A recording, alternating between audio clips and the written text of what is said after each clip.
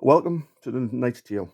Tonight's tale happens in Northumberland, past Ponteland, way past Belsier, and in a park area called Bolam Lake. Bolam Lake is about 100 acres to 150 acres large country park with a large lake, wooded area, and grassland within the park. There's a little cafe which does very nice meals, nice coffees, and there is four parking areas. Now, the story starts in 2002. Two fishermen had been on the lake for some late afternoon fishing, and it was starting to get dark. And because of the rules and regulations of the park, no fishing was allowed after dusk. So they packed up and they were walking along a raised platform area which took the path through a marshy part of the park. And in their places, this footpath is about 2 or 3 feet above the ground. As we were walking along, the first fisherman turned around to see where his friend was. And as he turned around, he saw a large black figure behind his friend. This figure was about 8 feet tall and very, very broad shouldered.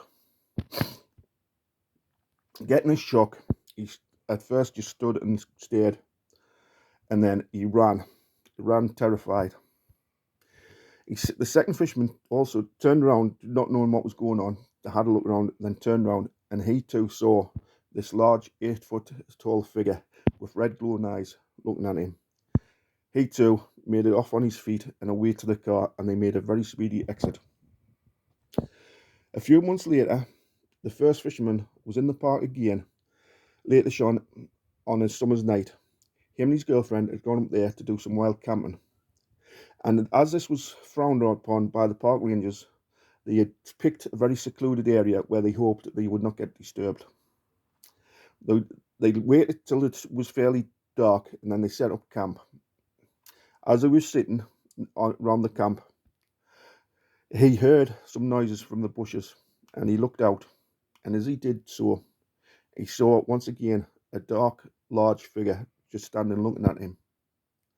With fright, he grabbed as much stuff as he could, told his girlfriend to go, and they both left. He left the tent there for the night and then went back the next day to pick up his tent. Now, in 2003, these stories got into the Northern Echo and the Evening Chronicle.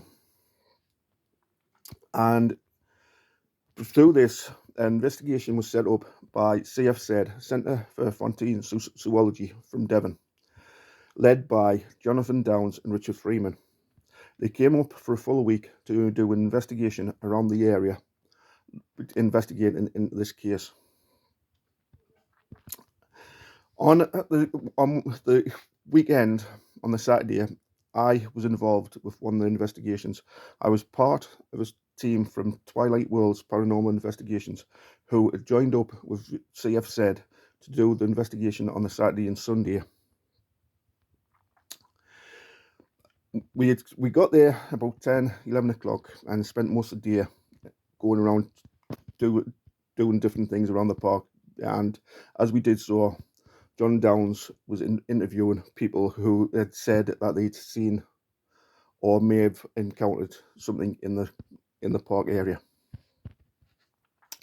Later on the night, as we just starting to pack up, one of our team members who came along late was standing talking to a couple of people when she thought she saw something in the woods. Jonathan Downs shouted and asked us all, whoever had a car, to turn the cars around and shine the lights into the woods. We did so, and as we did so, 3 or 4 other members of the group saw things in the wood. We went to try and see if we could see anything, but alas, no luck. This thing was again about 7 or 8 feet tall and dark in colour. Now, while over the weekend, as I said, John Downs interviewed a lot of people, and one such person was a woman by the name of Naomi.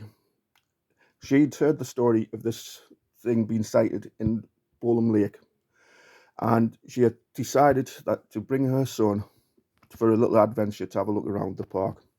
And she said, as they were walking around, parked the car in the father's car park where we were parked, and walked around, went to the calf, then back and walked to the car. But as they come down the wood path, heading towards the car, all of a sudden she got this real feeling of fear. She stopped in her tracks and couldn't go any further because of this feeling of fear. She was terrified. She thought she had been watched, or there was something stopping her getting further. She stood there for a good 20-30 minutes before the feeling of fear eased off, and she was able to get back to the car, where she got in and made a quick exit. Now, jump forward a few years, and we were a few friends were up in Bolam Lake, and we walked around, and one of the friends was talking to the park rangers about this incident, and he said, although he'd worked there a long time, he'd never seen anything like that, but he says he may have seen something what may explain it. One morning, when he was opening up the gates and that, and checking everything was okay, as he was walking around, he saw a figure coming towards him, and this figure was about 7 foot tall. He was a bit perplexed because he didn't think anybody would be there, but he knew that sometimes fishermen came early and took their stuff, set up, ready for the dawn. He carried on walking, and this figure came towards him, and he was getting a bit frightened because there's not many people who were 7 foot tall.